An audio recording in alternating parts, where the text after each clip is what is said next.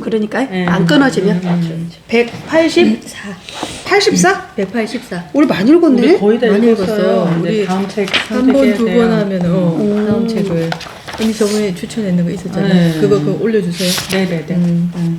이분 거 하나 뭐 성공을 부르는 말의 법칙인가 그거나 하나 더 있었고 뭐 그거 읽고 또 읽든지 그래도 아니, 일단 돼요. 두 번 다 그래도 돼요. 올려주고 그럼 순서 정하기 언니? 순서는 이렇게 가요? 아 오늘 읽는 거요? 오늘 순서. 그것도 빨리 하지. 우리 눈치 보고 있잖아. 그래요. 요렇게 요렇게? 언니부터 이렇게 그러지. 항상 이제 이렇게 갑시다. 아니 그 시계 방향으로 시계 방향으로. 언니부터 이렇게 네. 그리고 힘들면은 넘겨요. 막 많이 읽으려 그러지 말고 최선을 다하겠습니다. 아니 너무 최선 다하지 말고 거절하는 영업이 보통 사람에게 효율적인 이유. 일반적인 영업 접근 방식에서는 앞서 소개한 상무이사의 반론에 대해 세일즈맨은 일일이 대응해야 한다. 노라고 말하는 고객을 예스라고 대답하도록 설득해야 한다. 그러나 이는 프로들을 위한 영업 기법이지 초보자를 위한 기법은 아니다. 당신이라면 어땠을지 생각해봐도 금방 이해할 수 있을 것이다. 마음이 내키지 않을 때 구매 권유를 받으면 가능한 한 빨리 세일즈맨을 쫓아버리고 싶어진다. 설득당하면 당할수록 뒤에 뭔가가 있을 것이다 라고 생각하며 구매에 대해 저항하게 된다. 세일즈맨 역시 마찬가지다. 세일즈맨의 입장에서도 원하지도 않는 고객을 열심히 설득했다가 결국 거절당하면 에너지 손실만 클 뿐이다. 거절당할 때마다 자신이 부정당하는 듯한 기분이 들어 자기 혐오에 빠질 수도 있다. 그런데 조금만 생각해보면 알 수 있듯이 노라고 말하는 고객을 설득하기보다 설득할 필요가 없는 고객과 계약을 성사시키는 편이 훨씬 더 효율적이다. 결국 상담의 포인트는 딱 하나, 설득할 필요가 있는 고객인지 아닌지를 판단하는 것 뿐이다. 그래서 이 제품을 취급할 의사가 있습니까? 라고 질문했던 것이다. 그 대답이 예스라면 설득할 필요가 없으므로 상담을 계속 진행하면 되고 노라면 시간이 걸리기 때문에 상담을 끝내고 돌아오면 된다. 아주 간단하다. 이것이 가장 효율적인 영업 기법이라는 것은 다음에 두뇌 체조를 해보면 알 수 있다. 당신이 자동차를 판매하는 세일즈맨이라고 가정하자. 당신 앞에는 광고로 모은 100명의 자료 요청 고객 리스트가 있다. 당장 자동차를 구매할 고객 비율은 전체 리스트의 5%, 즉 5명이라고 가정하자. 자료 청구 고객을 1번부터 100번까지 번호를 매겨 순서대로 상담하기로 한다. 먼저 1번 고객이 자동차를 구매하도록 시간과 에너지를 들여 열심히 설득했는데 결국 거절당한다. 다음 두 번째 고객을 설득한다. 또 거절당한다. 만약 지금 당장 자동차를 구매할 5명의 고객이 96번에서 100번까지에 몰려있다면 95명에게 계속 거절당해야 한다는 뜻이다. 시간과 에너지를 들여 설득하고 거절당하는 상황이 계속 반복되는 것이다. 이런 식이라면 아무리 정신력이 강한 세일즈맨이라도 자기 혐오에 빠지고 만다. 이 문제를 다른 각도에서 살펴보면 해결책은 분명하다. 예스라고 말할 고객을 좀 더 일찍 만나기 위해서는 노라고 말하는 고객에게 시간을 허비해서는 안 된다. 가능하면 빨리 95명으로부터 노라는 대답을 듣는 편이 결과를 내고 시간을 단축할 수 있다. 게다가 거절당했다는 압박감도 깨끗이 사라지게 된다.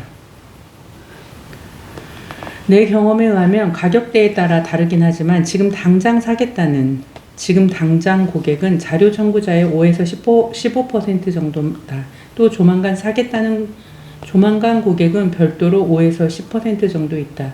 조만간 고객은 자료 청구 후 45일에서 60일 이내에 움직이기 시작한다. 그러나 세일즈맨이 조만간 고객에게 노력을 하기엔 시간이 아깝다.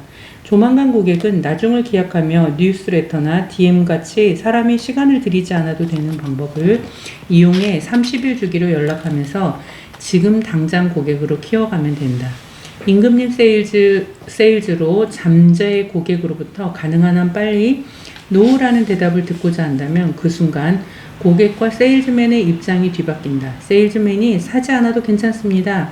다른 고객이 있으니까요 라는 태도를 풍기면 고객은 절대로 거짓말을 하지 못한다. 세일즈맨이 상대해주지 않게 되면 고객으로서는 원하는 상품을 살 수 없다는 위협을 느낀다. 그 결과 고객은 무의식적으로 팔아달라는 메시지를 보내기 시작한다. 다음이요. 감정 마케팅으로 모인 잠재 고객에게 임금님 세일즈 기법을 구사하자 묘하게도 상담이 성사되었다. 우리 회사의 클라이언트 중 복지기기를 제조 판매하는 업체 사장이 있었다. 주문 제작 방식으로 고급 휠체어를 만드는데 매스컴에도 소개되어 견적 의뢰가 많이 들어오는데도 계약으로 이어지지 않았다. 견적 의뢰만 늘어나서 바빠지기만 할 뿐 돈이 안 되었다. 아무래도 경쟁사인 대형 제조업체의 농간인 것 같았다. 그때 그 회사의 사장은 임금님 세일즈 기법을 듣고 실천해 보았다. 들러리 견적은 절대로 내지 않겠다는 방침을 정한 뒤 견적 의뢰가 들어오면 다음과 같이 응대하는 것이다. 저희에게 주문하겠다는 고객 이외에는 거절하겠습니다. 네, 정말입니까? 물론입니다. 사절하겠습니다. 이런 식으로 거절하자마자 꼭 그 회사에 주문하고 싶다라며 고액의 주문이 들어오기 시작했다. 건어물을 판매하는 일본 건어물 산업 주식회사의 아키다케 사장도 임금님 세일즈 신봉자이다. 그는 대기업의 복지 후생부를 상대로 영업을 했다. 상담 상대는 직원이 3만 명이나 되는 대기업이었다. 당연히 대부분의 업자들은 우리와 꼭 거래해 주십시오 라며 부탁하는 영업을 한다. 아키다케 사장은 상담 담당자에게 이런 말을 들었다. 좋습니다. 하지만 우리 회사 결제 조건은 매월 10일 마감, 2개월 후 어음 결제입니다. 한마디로 결제 금액을 현금화하려면 몇 개월이 걸린다는 말이다. 아키다케 사장이 운영하는 회사는 규모가 작기 때문에 몇 개월 후의 결제로는 회사를 유지할 수 없었다. 매출을 올리고 싶은 마음은 간절했지만 받아들일 수 있는 조건이 아니었다. 그래서 임금님 세일즈를 실천했다. 저희는 당월 현금 결제 조건이 아니면 거래하지 않습니다. 어떻게 하시겠습니까? 지금까지 이런 거래 조건을 제시한 업자는 없었다. 담당자는 어떻게 대응했을까? 알겠습니다. 내부적으로 검토해 보겠습니다. 그 후 담당자는 아키다케 사장에게 다음에 메일을 보냈다. 귀사의 상품을 꼭 취급하고 싶습니다. 귀사가 제시한 조건에 전부 맞추겠습니다. 열심히 해볼 테니 잘 부탁드립니다. 이러니 임금님 세일즈를 그만둘 수가 있겠는가? 자신의 고객으로 어울리는지 고객을 면접한다.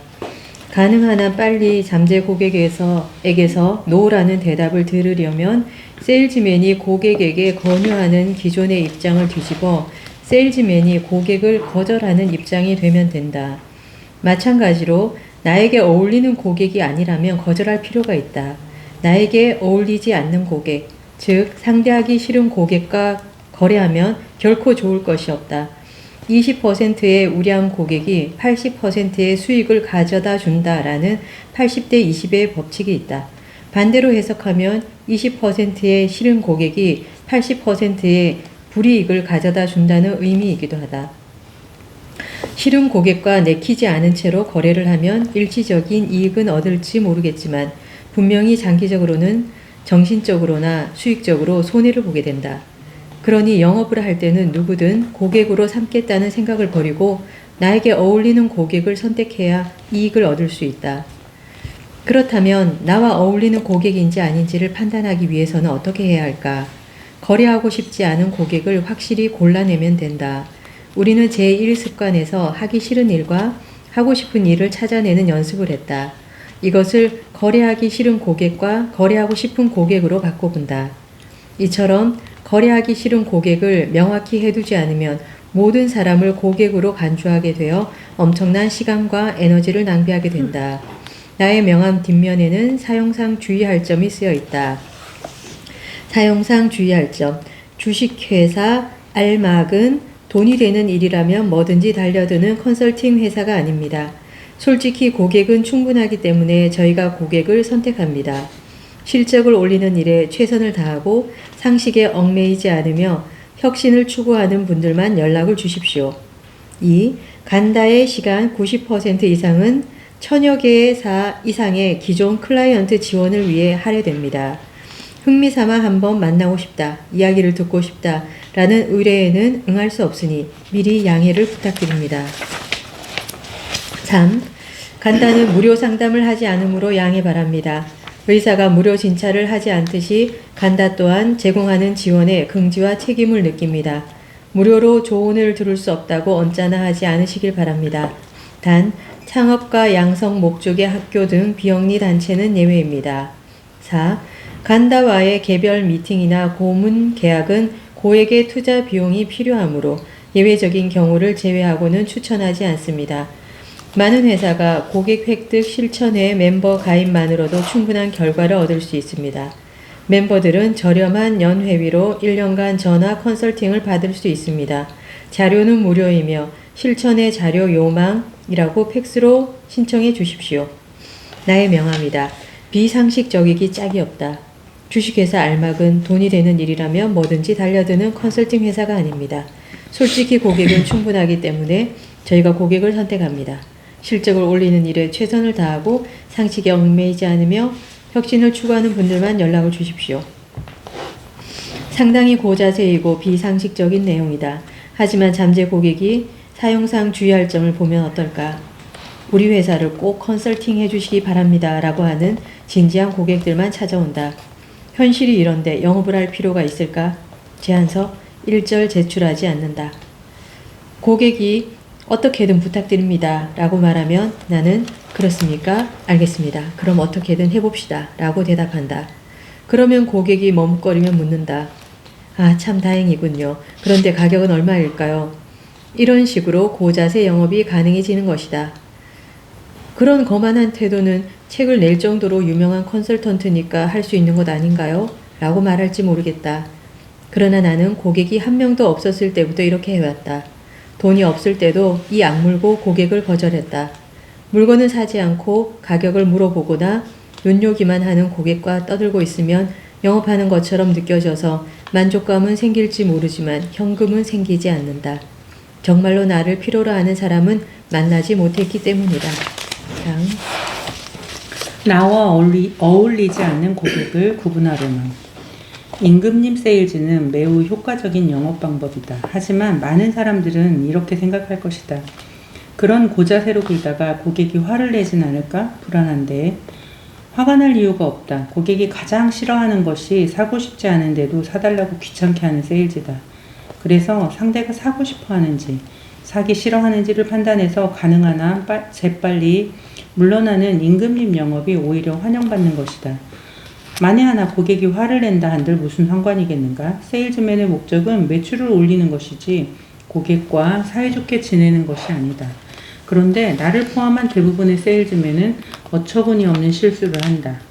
고객과 사이좋게 지내다 보면 사주겠지라고 잘못 생각한다. 어쩌면 당신이 정리해고를 당하고 나면 사줄지도 모르겠다. 하지만 그때는 너무 늦다. 그런데도 대부분의 세일즈맨들은 이러한 원리 원칙을 잊어버린다. 이 규정에서 벗어나지 않도록 종이에 적어가지고 다닐 필요가 있다. 부탁하는 영업은 하지 않는다. 가능한 한 빨리 놓으라는 대답을 듣는다. 고객과의 실제 대화에서 상대방이 나와 어울리는지 아닌지를 판단하기 위해서는 먼저 상대방의 이야기를 듣는다. 상대방이 이야기하도록 유도하기 위해서는 다음과 같은 질문을 한다. 이번에 저희에게 전화를 주셨는데 지금까지 사용하셨던 공공에 무슨 불만이라도 있으신가요? 그러면 대부분의 고객은 이유를 말하기 시작한다. 그 이유가 명확하다면 이번에는 상대방의 의사를 확인하기 위해 다음 질문을 한다. 저희가 방문해서 설명해 드릴 수 있습니다. 그렇게 하기를 원하십니까? 포인트는 공공을 원하십니까? 아닙니까? 하는 식으로 양자택일 질문을 하는 것이다. 세일즈맨의 최종 목표는 고객으로부터 네, 부탁합니다 라는 말을 끌어내는 것이기 때문이다. 그렇다면 네, 부탁합니다 라는 대답이 돌아올 수 있는 질문을 준비해야 한다. 고객에게 듣고 싶은 대답을 역순으로 짚어나가며 질문을 만드는 것이다. 그러면 대부분의 세일즈맨은 설명하러 방문하고 싶습니다만 하고 부탁을 한다. 이렇게 부탁하면 고객은 아니 지금은 바쁘니 됐습니다 라고 대답한다. 이는 파블로프의 개와 같은 반사적인 대응일 뿐 그 대답 자체에는 아무런 의미가 없다. 양자택일의 질문을 했을 때 상대방이 부탁합니다 라고 답하지 않는다면 조만간 고객이다. 이런 경우에는 별로 관심이 없어 보이시는데 맞습니까? 하고 묻는다. 상대방이 맞다라고 대답하면 애당초부터 시간 낭비이니 그 시점에서 상담을 중지하고 즉시 자리에서 일어나야 한다. 중요한 것은 언제라도 상담을 중지할 각오가 되어 있어야 한다는 점이다. 이런 각오가 되어 있을 때 지금 당장 고객이라면 세일즈맨이 하는 이야기를 진지하게 듣게 된다. 상담하다가 자리에서 일어설 때는 솔직히 쾌감마저 느낀다. 펴놓았던 노트를 덮는다. 서둘러 노트를 가방에 넣는다. 그리고 돌아가려고 한다. 그런데 내 경험상 대부분의 경우 상대방이 잠깐만 기다려주세요 라고 말한다. 상대방이 붙잡지 않을 경우 그는 처음부터 진지하게 생각한 것이 아니다. 당신은 들러리 노름만 하고 있었던 것인지도 모른다. 그렇다면 그만큼 시간적 여유가 생긴 것이니 세일즈맨에게도 이득이다. 그 시간을 당신에게 보다 어울리는 고객에게 사용할 수 있게 되었기 때문이다. 다음이요. 고객 리스트는 빈자리를 싫어한다. 와, 이런 고자세로 영업했다간 고객이 다 떨어질 거예요. 당신은 여전히 불안할 것이다. 떨어지라고 하세요. 상관없습니다. 왜냐하면 달아나는 고객을 설득해서 가격 경쟁에 뛰어드는 것은 인생을 괴롭게만 만들 뿐이기 때문입니다. 대부분의 회사는 가격을 내려서 자금에 쪼들리다가 무너진다. 그럴 바엔 가격을 올려서 소수의 우량 고객과 거래하는 쪽이 편하다. 어차피 망할 거라면 고통스럽게 망하는 것보다 편하게 망하는 편이 낫다. 바빠서 돌아다니다가 죽을 정도라면 나는 소파 위에서 편하게 죽을 쪽을 택하겠다. 임금 세일즈를 한 결과, 그러니까 고객을 거절하면 정말로 고객이 줄어들까? 내 경우 고객을 거절하자마자 더 좋은 고객이 나타났다. 언젠가 클라이언트로부터 조언 요청을 받은 적이 있다.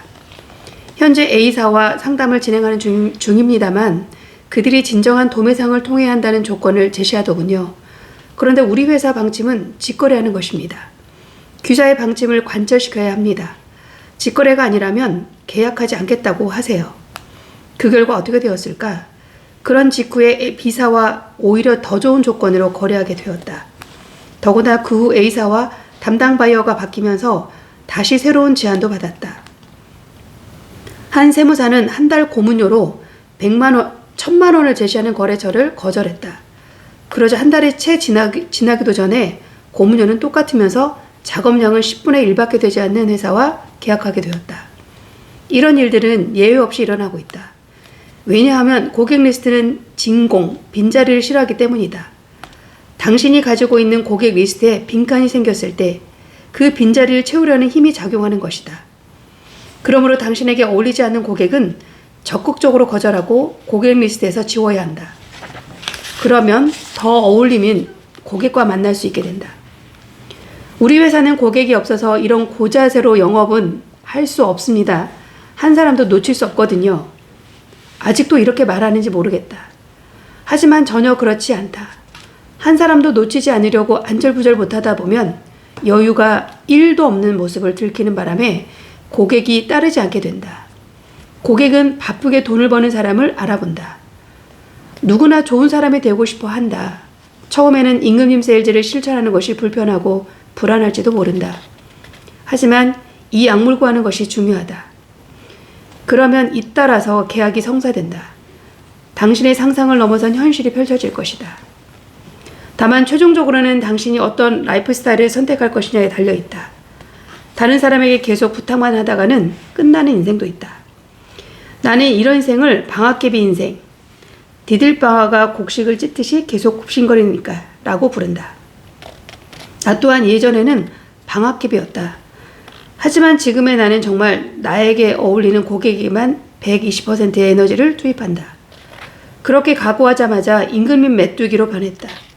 한번 임금님 메뚜기 인생을 경험하고 나면 다시는 방학개비 인생으로 되돌아갈 수 없다. 제6습관 돈을 몹시 사랑한다. 돈의 습성을 알고 있는가? 세상에 도움되는 일을 하다 보면 돈은 나중에 따라오게 된다. 설레는 일을 하다 보면 성공한다. 한 번쯤은 들어본 말일 것이다. 이런 말들은 기분 좋게 들린다. 그러나 나는 들을 때마다 고개를 갸우뚱하게 된다. 현실로 눈을 돌려 주위를 살펴보고 객관적으로 생각해 보기 바란다. 세상에 도움이 되려고 열심히 노력하는 사람들은 얼마든지 많다. 하지만 대부분의 경우 늘 돈에 쪼들린다. 돈은 나중에 따라오겠지 하고 믿다가 정신 차렸을 때는 나이가 들어버린 후다. 설레는 일을 하기 위해 프리터로 사는 사람들은 어떨까? 닭이 하늘을 날 수 있기를 바라며 꼼짝 않고 마냥 기다리고 있듯이 그들이 성공할 확률은 10억 원짜리 복권에 당첨되기보다 더 어렵다. 이처럼 현실과 동떨어졌음에도 불구하고 이런 말들이 상식처럼 만연한 이유는 무엇일까? 잠시 그 이면을 살펴보자. 세상에 도움되는 일을 하다 보면, 설레는 일을 하다 보면 같은 말들은 성공한 사람이 성공 비결이 무엇입니까? 라는 질문을 받았을 때 가장 편하게 대답할 수 있는 말이다. 일단은 머리를 쓰지 않아도 된다. 자신이 성공한 과정을 논리적으로 검증해서 누구라도 따라할 수 있는 법칙으로 만들어 전달하는 번거로운 작업을 할 필요도 없다. 누가 들어도 맞는 말이기 때문에 아무한테도 질타를 받지 않는다. 동시에 부자들로서는 나는 세상을 위해 도움되는 일을 해왔기 때문에 성공했다 라며 자기 합리화도 할 수 있는 말이다. 이 말은 보통 사람이 게으름 피우고 싶을 때도 사용된다. 원래 회사가 돈을 벌기 위해서는 철저하게 아이디어를 짜내고 이익을 남기는 구조를 구축하지 않으면 안 된다. 좋은 사람이라는 인상을 남기고 싶은 감정을 억누르고 이를 악물고서라도 고객에게 돈을 청구해야 한다.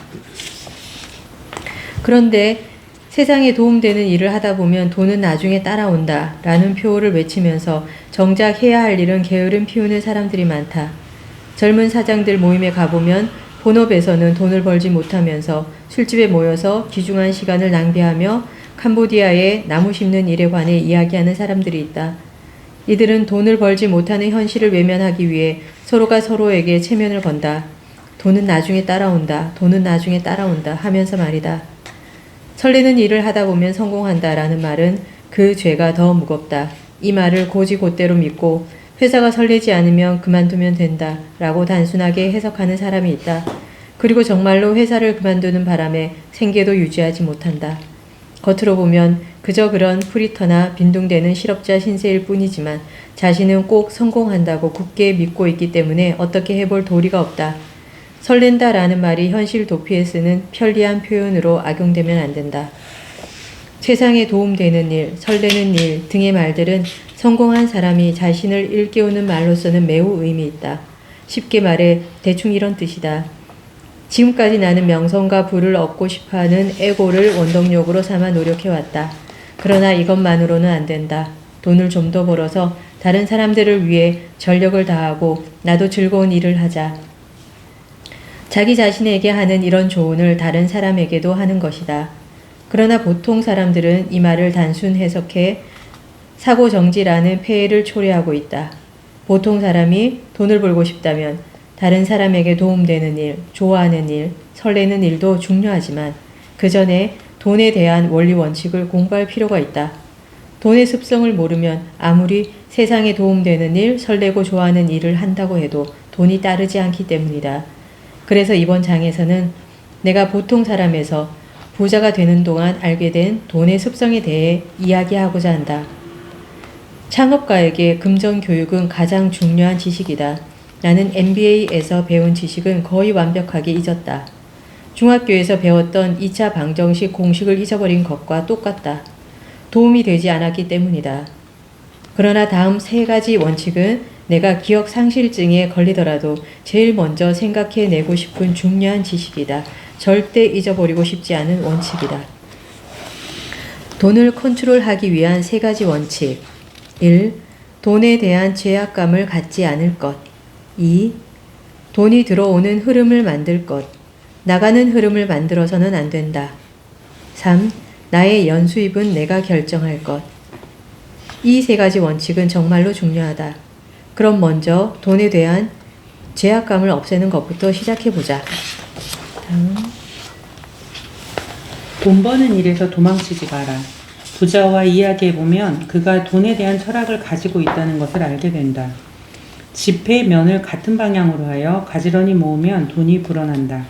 호주머니 속에 동전을 짤랑짤랑 넣어두면 돈이 돈을 부른다.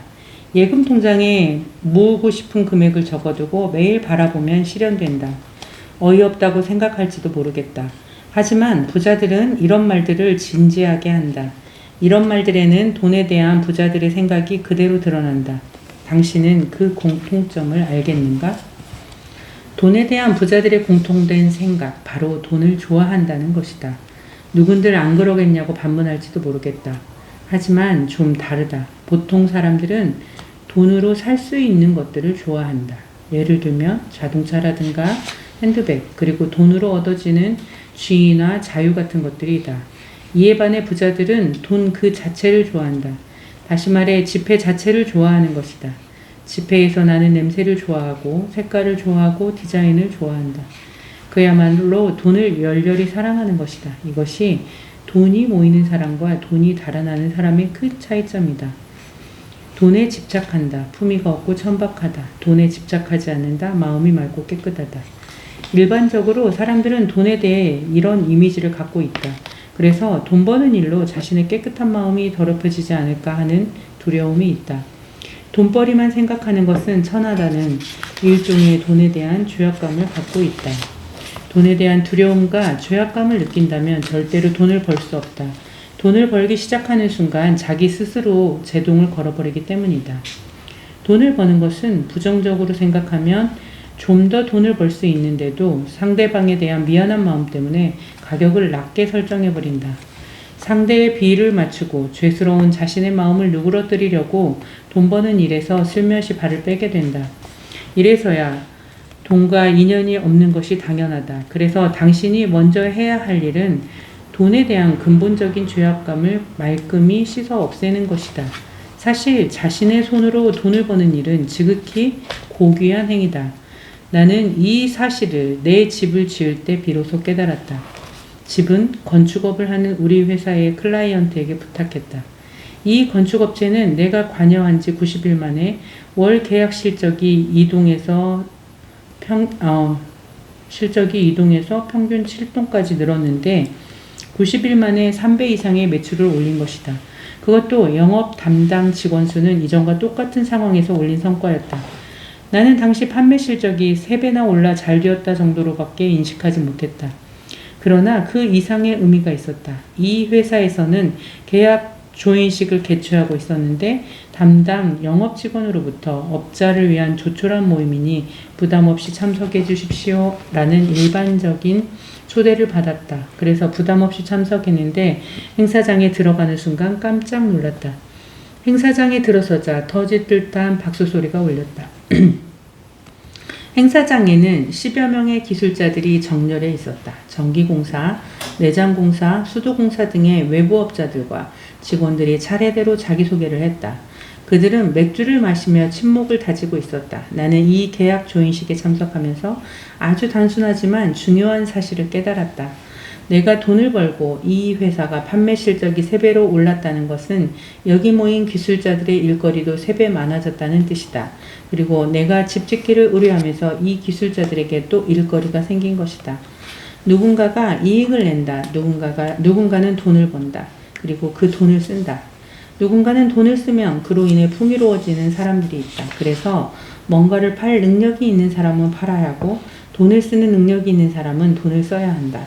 상인은 장사의 프로, 돈을 버는 프로이니 철저한 프로가 되어 계속 돈을 벌어야 한다.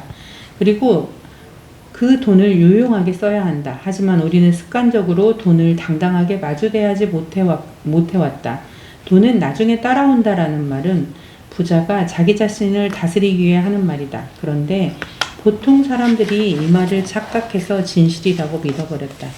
이 말은 돈을 번 다음에 하는 대사였는데 돈을 버는 사장은 당연히 미움을 사게 마련이다. 경우에 따라서는 시기의 대상이 되어 아이가 학교에서 괴롭힘을 당하기도 한다. 너네 아버지는 돈밖에 모르는 분이잖아 라면서 미움을 산다 해도 돈을 버는 일에서 도망쳐서는 안 된다. 사장은 직원들을 위해 돈을 벌어야 한다. 지역사회를 위해 돈을 벌어야 한다. 돈을 버는 능력이 있는 사람에게는 그럴 의무가 있다. 돈에 대한 죄책감을 없애라.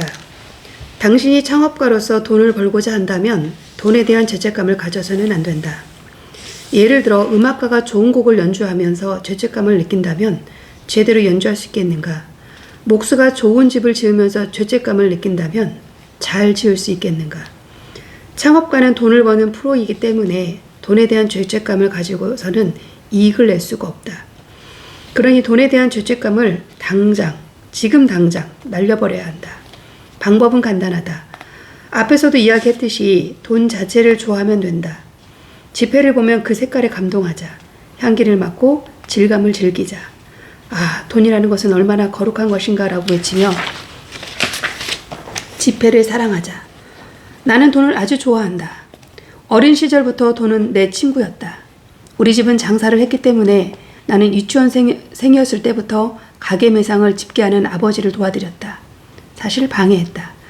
은행원처럼 1만 원짜리 지폐를 세기도 하고 100원짜리 동전을 10개씩 정리해서 피라미드처럼 높이 쌓는 놀이를 하곤 했다. 100원짜리 동전을 양손에 쥐고 흔들면 짤짤짤 하는 소리가 났다. 나는 이렇게 돈을 가지고 놀면서 정리했다. 꼬깃꼬깃한 지폐가 있으면 반들반들하게 다리미질도 했다. 어린 시절에 이런 경험은 아직까지 남아서인지 나는 아직도 돈을 볼 때마다 반가워서 어쩔 줄 모른다.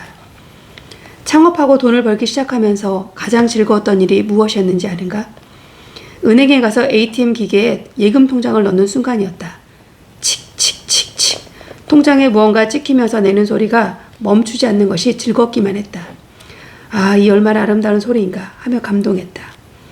이렇게 잠시 소리를 듣고 있으면 통장이 꽉 차서 새 통장으로 바꿔주십시오 하는 명령어가 나타나면 명령어 화면에 나온다.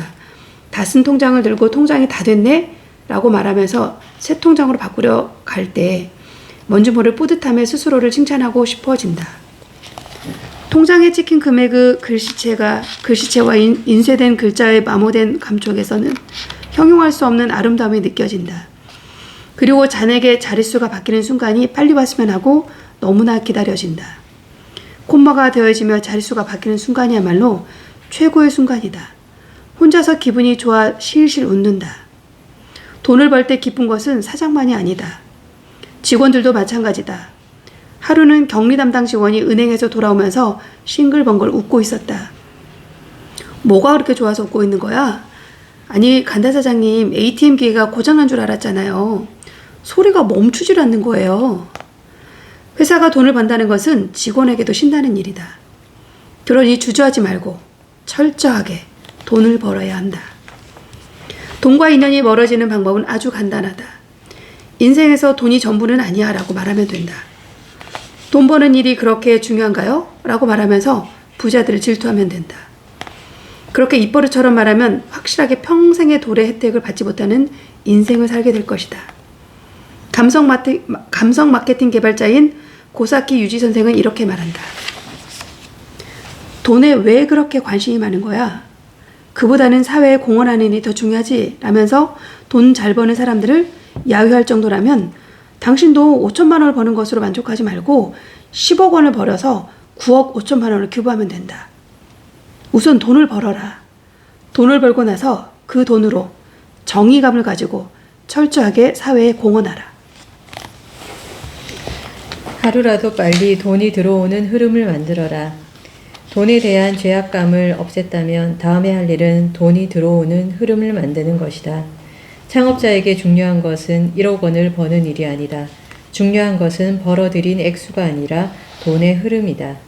지난달보다 이번 달 은행 잔고를 늘린다. 매월 잔고가 늘어가는 것을 사수하는 것이다. 단돈 1,000원이라도 좋으니까 돈이 들어오는 흐름을 만들어야 한다. 나가는 흐름보다 들어오는 흐름을 더 많이 만들어야 한다. 하루라도 빨리 만들지 않으면 안 된다. 이토록 돈의 흐름을 중요시하는 이유는 돈이 나가는 흐름을 만들어버리면 그것이 습관이 되어 결국에는 그 흐름을 바꾸기 어렵기 때문이다. 돈의 흐름을 바꾸는 일은 강의 흐름을 바꾸는 일만큼이나 어렵다. 돈이 조금 들어오면 사치를 한다. 그것이 습관이 되면 돈이 나가는 흐름을 만드는 것이기 때문에 걷잡을 수 없이 돈이 빠져나가게 된다. 반대로 돈이 들어오는 흐름을 만들어두면 어느 시점부터 갑자기 돈이 모이게 된다. 처음에는 찔끔찔끔 들어오던 돈이 어느새 굵직한 흐름이 되어 들어온다. 마치 졸졸 흐르던 샘물이 시냇물이 되고 그 물줄기가 커져서 홍수가 되어 들이치는 느낌이다. 그래서 창업가가 할 일은 졸졸 들어오는 물의 흐름을 소중히 하는 것이다. 나의 실제 경험담을 이야기해보겠다. 나는 셀러리맨 시절부터 연수입 1억 원은 벌고 있었다. 하지만 현실적으로는 돈을 그리 많이 모으지 못했다. 세금과 집세를 내면 아무리 절약해도 보너스로 받은 돈만 저축하는 정도였다. 창업하기 바로 전해에는 스톡옵션 제도가 생겨서 1년에 5천만 원 정도는 저축할 수 있었다. 물론 적은 수입은 아니었지만 내 집을 마련할 수 있을 정도로 저축할 생각을 하자 암울해졌다. 그런데 창업 후 사업이 궤도에 오르자 일주일에 3천만 원이 들어오는 상황이 계속 이어졌다. 나도 깜짝 놀랐다. 지금까지 1년은 꼬박 걸려야 모을 수 있던 돈이 한두 주 만에 모이기 시작했다. 전에는 1,000만 원을 벌기 위해 2개월 동안 필사적으로 일해야 했는데 지금은 나도 모르는 사이에 은행 잔고가 불어나 있었다. 예전에는 1,000만 원이라는 소리만 들어도 대단하다고 감탄했는데 지금은 자릿수가 바뀌지 않으면 가슴이 쿵쾅거릴 정도의 큰 감동이 없다. 이런 결과로 알게 된 사실이 있다. 가장 어려운 시기는 바로 제로 상태에서 돈을 벌어야 하는 때라는 것이다. 그 다음에는 돈이 기하급수적으로 불어나기 때문에 쉬워진다. 돈이 외로움을 잘 탄다는 말은 사실이다. 마치 돈 자체가 의지가 있는 것처럼 동료들을 모으기 시작한다. 간단한 실험으로도 이런 사실을 증명할 수 있다. 투명한 모금함이 있다고 하자. 여기에 돈을 넣어둔다. 그 안에 잔돈이 들어있지 않을 때는 모금액이 별로 늘어나지 않는다. 하지만 잔돈이 들어가기 시작하면 모금액이 불어나는 속도는 점점 빨라진다. 지폐를 넣어두면 모금액이 불어나는 속도는 더욱 빨라진다. 쉽게 말하면 잔돈이 마중물이 되어 돈이 점점 모이기 시작하는 것이다. 성공한 사람들은 말해주지 않겠지만 나는 아직 진정한 성공을 이루지 못한 부자에 불과할 뿐이니 중요한 사실을 말해주겠다. 돈은 사람을 가리지 않는다. 능력이나 인격의 좋고 나쁨에 따라 돈이 모이는 것도 아니다. 단지 돈이 돈을 부를 뿐이다. 억만장자라는 이유만으로 신뢰받는 사람이 있는데 이는 매우 위험하다. 돈이 많은 것과 인격은 전혀 일치하지 않기 때문이다. 또한 현재 돈을 가지고 있는 것과 계속 돈을 가질 수 있느냐 하는 것도 별개의 문제다. 세상에는 몇 년마다 거액의 사기 사건이 일어난다. 사기꾼이라고 해도 그에게 돈이 모이기 시작하면 모이는 대로 불어난다. 세상에 도움되는 일을 하다 보면 돈은 나중에 따라온다라고 생각하는 사람에게 돈은 인연이 멀고 사기꾼에게는 엄청난 돈이 몰린다. 저 사람은 좋은 사람, 저 사람은 나쁜 사람이라고 돈으로 사람을 판단할 수는 없다. 돈은 돈이 있는 곳으로 모인다. 이것이 돈의 습성이다. 은행 입장에서도 돈은 돈일 뿐이다. 통장에 이것은 좋은 돈, 이것은 나쁜 돈으로 기재되지 않는다. 좋은 돈, 나쁜 돈에 따른 금리 우대도 없다. 이것이 냉혹한 현실이다. 다음. 돈에게 미움받지 않는 돈 사용법. 돈은 돈이 있는 곳으로 모인다. 이런 단순한 사실을 전제로 하면 부자가 되는 방법은 쉽고 간단해진다. 반드시 매월 현금이 불어나도록 돈의 흐름을 만들면 된다. 이를 어렵게 말하면 캐시플로우 경영이라고 한다. 이 단어를 들어본 적은 있어도 그 본질을 제대로 알고 있는 사람은 많지 않을 것이다. 일반적으로 캐시플로우 경영에서는 결산서를 근거로 캐시플로우 계산서를 작성한 후 회사의 현재 가치가 얼마인지 계산하는 것을 중요하게 여긴다. 그렇지만 이는 재무지식이지 지혜는 아니다. 계산서 이면에 숨어있는 돈의 습성을 모르기 때문에 근본적인 잘못을 저지르게 된다. 예를 들어 잔꾀가 많은 경영자는 잠시 흑자를 낸다 싶으면 앞으로도 흑자를 내는 상황이 계속될 것이라 생각하고 돈을 빌려 사옥을 짓는다. 그러면 모처럼 돈이 들어오는 현금 흐름이 생겼는데 나가는 흐름을 만들어버리는 꼴이 된다. 그 결과 자신도 모르는 사이에 돈이 자꾸 빠져나간다.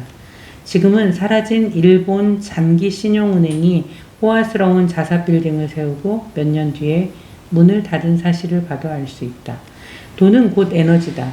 돈이 자꾸만 나가면 에너지는 떨어진다. 그렇다면 돈을 쓰면 안 되는 것일까? 남은 것만큼만 쓰면 된다. 이는 이타미 주조 감독의 마루사의 여인이라는 영화를 보면 잘 알 수 있다. 탈세범을 쫓는 여성 사찰관의 활약을 그린 작품인데 이 영화에서 탈세범이 돈을 모으는 요령을 고백하는 장면이 나온다. 뚝뚝 떨어지는 물 아래 컵을 놓고 물을 받고 있다고 합시다. 목이 마르다고 아직 절반밖에 채워지지 않은 물을 마셔버린다면 이거야말로 최악이지요. 살랑살랑 가득 차기를 기다렸다가 마셔도 안 됩니다. 가득 차서 흘러넘치는 물을 핥아가며 참아야 합니다. 이것은 부자의 철학을 응축한 명대사다. 작은 시냇물을 티스푼으로 한 숟가락 뜨는 정도라면 아무런 영향이 없다. 하지만 양동이로 한가득 퍼낸다면 어떻게 될까? 흐름이 바뀐다. 그 후에는 원래대로 되돌리는 것이 어렵다. 벤츠를 사는 것도 집을 짓는 것도 좋지만 할부금 지불 액수가 돈이 흐르는 추세에 영향을 주지 않을 정도로 억제해야 한다. 만체스터 법칙으로 설명하면 나가는 돈이 수업의 11% 이하라면 크게 문제가 되지 않지만 그 이상이라면 흐름 전체를 바꿔버려 되돌릴 수 없을 정도로 위험하다는 것이다. 사치하지 말라는 이야기가 아니다. 그러나 돈의 흐름을 바꿀 정도로 자제하지 못하고 사치를 하면 돈에게 미움을 받게 된다는 사실을 명심하자. 원하는 만큼 연수입을 버는 방법. 지금까지 설명한 것에 대해 사장이야 그렇게 하면 되겠지만 저는 월급쟁이라 매달 받는 급여가 정해져 있으니 해당되지 않는 이야기입니다. 라고 말할지 모르겠다. 그러나 돈의 원칙은 지위나 직업을 가리지 않는다. 셀러리맨의 연수입이 오르지 않는 이유는 급여를 받는 것으로 착각하기 때문이다. 급여는 받는 것이 아니라 버는 것이다. 자신의 연수입은 자신이 결정할 수 있다. 내가 이 사실을 깨달았을 때의 이야기를 해보겠다. 나는 미국으로 유학 가서 경영대학원을 다녔다. 입학 당시만 해도 MBA만 따면 취직할 때가 많았고 연봉 1억 원은 확실히 보장된다고 했다. 그러나 졸업한 해에는 거품 경제가 붕괴되어 취직할 곳도 별로 없었다. 결국 겨우 들어간 회사에서 나는 연수입 7천만 원을 받았다. 하지만 공무원 출신이라는 일을 잘하지 못한다는 평가를 받았고 결국 입사 3개월 만에 정리해고를 당했다. 인생 설계가 물거품이 되는 순간이었다. 나는 왜 정리해고를 당한 거지? 낙담해서 아무 생각도 할 수 없었다. 너무 힘들고 고통스러웠다. 그러던 어느 날 서점에 들렀는데 책꽂이에 꽂혀있는 한 권의 책에 눈이 갔다. 머피의 성공법칙이라는 책이었다. 나는 그때까지만 해도 성공법칙에 대해 그리 믿음이 가지 않았다. 그러나 그 책을 읽고 충격을 받았다. 책의 내용은 나에게 해당하는 이야기들로 가득했다. 책의 내용을 한마디로 요약하면 잠재의식의 힘은 대단하다는 것이었다. 잠재의식에 각인되는 것은 자동으로 일어나거나 만다는 이야기였다. 아, 그렇구나. 내가 정리해고를 당한 이유는 나이도 어렸지만 회사에서 정리해고를 한다면 내가 첫 번째일지도 모른다는 불안한 생각을 하고 있었기 때문이다. 맞아, 불안하게 생각했던 일이 단지 현실이 되었을 뿐이야. 앞에서도 이야기했지만 정리해고를 당한 일은 내 스스로가 결정한 것이라는 사실을 깨달았다. 그 무렵 나는 다시 취직할 곳을 찾기 위해 몇몇 회사의 면접을 보고 있었다. 채용 공고를 보면 직종 구분 없이 연수입이 대체로 5천만 원 아니면 7천만 원 정도였다. 내가 생각하는 대로 이루어진다면 연수입 1억 원을 받는다고 정하는 게 좋겠다고 생각했다.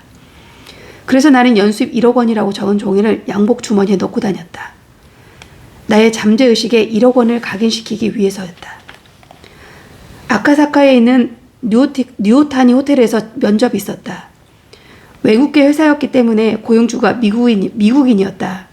그가 물었다. 연수입은 얼마를 원하십니까? 나는 과감하게 1억 원입니다. 라고 대답했다. 그동안 받아왔던 연수입보다 40% 넘게 높인 금액이었다. 몇 줄이 지나 나는 다시 한번 같은 호텔에서 면접이 있었다. 이때 고용주가 채용 조건을 넣은 봉투를 건네주었다. 이 조건으로 채용하고 싶습니다. 혹시라도 받아들일 수 있다면 말씀해 주세요. 그 자리에서 봉투를 열어볼 용기가 나지 않았다. 그래서 연락하겠다는 말을 전하고 면접장 밖으로 나와서 엘리베이터 문 앞에 서서 버튼을 눌렀다. 그리고 나서 참을 수가 없어서 봉투를 뜯었다. 얼마였을 것 같은가? 정확히 1억 원이었다. 이런 머피의 법칙 진짜였어. 나도 모르게 주먹을 쥐고 엘리베이터 앞에서 파이팅 포즈를 취했다. 그때 엘리베이터 문이 열렸다. 안에 있던 사람들의 시선은 냉랭했다. 나는 이 경험을 통해 잠재의식이라는 것이 정말로 존재하며 성공한 사람들은 몇백 년 전부터 이런 활용법을 알고 활용해왔다는 사실을 깨닫게 되었다. 결국 사람은 자신이 생각하는 대로 된다. 연수입조차 자신이 결정할 수 있다. 연수입을 자신이 정하지 않기 때문에 벌지 못하는 것이다. 그렇게 연수입을 벌려고 하지 않기 때문에 바라지도 않는다. 연수입을 번 후에는 그보다 더 많이 벌 수 있는 일을 하지 않기 때문에 그 연수입도 유지하지 못하는 것이다. 이상으로 돈의 중요한 습성 3가지를 이야기했다. 복습하면 1. 돈에 대한 죄책감을 가지지 말 것. 2. 돈이 들어온 흐름을 만들 것. 3. 자신의 연수입은 자신이 결정할 것이다. 수입을 늘리기 위해서는 이 3가지 단순한 원칙만 실천하게 되지만 돈이란 묘한 베일에 쌓여 있어 좀처럼 그 본질을 보기 어렵다. 대다수의 사람들은 돈이 전부가 아니라고 생각한다. 나도 본심으로는 그렇게 생각한다. 돈이 없어서 행복하지 않은 사람은 돈이 있어도 행복하지 못한다. 그러나 그렇다고 해서 돈을 부정할 필요는 없다. 부자가 된 후에 알게 된 사실은 결국 돈이 있어서 행복하다고 느끼게 되는 경우는 아주 사소한 일들을 할 때였다는 점이다.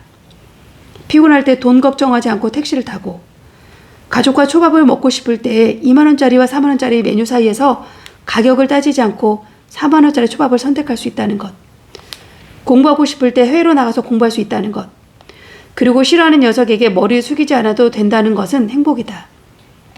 그리고 돈이 있으면 자유가 생긴다. 이 자유는 그 무엇으로도 대신하기 어렵다. 자유를 살기 위해서 돈이 필수는 아니다. 하지만 분명 편리한 도구다. 그러니 돈을 가지고 있다는 것은 좋은 일이 아닌가? 자유로워질 수 있는 엘리베이터가 있다면 그 엘리베이터를 이용하자는 이야기이다. 엘리베이터에 타는 것은 그리 어려운 일이 아니다. 그 엘리베이터를 조작하려면 앞에서 설명한 3가지 원칙을 활용하기만 하면 된다. 당신도 돈을 긍정하는 것부터 시작하기 바란다. 여기까지 할까요? 네.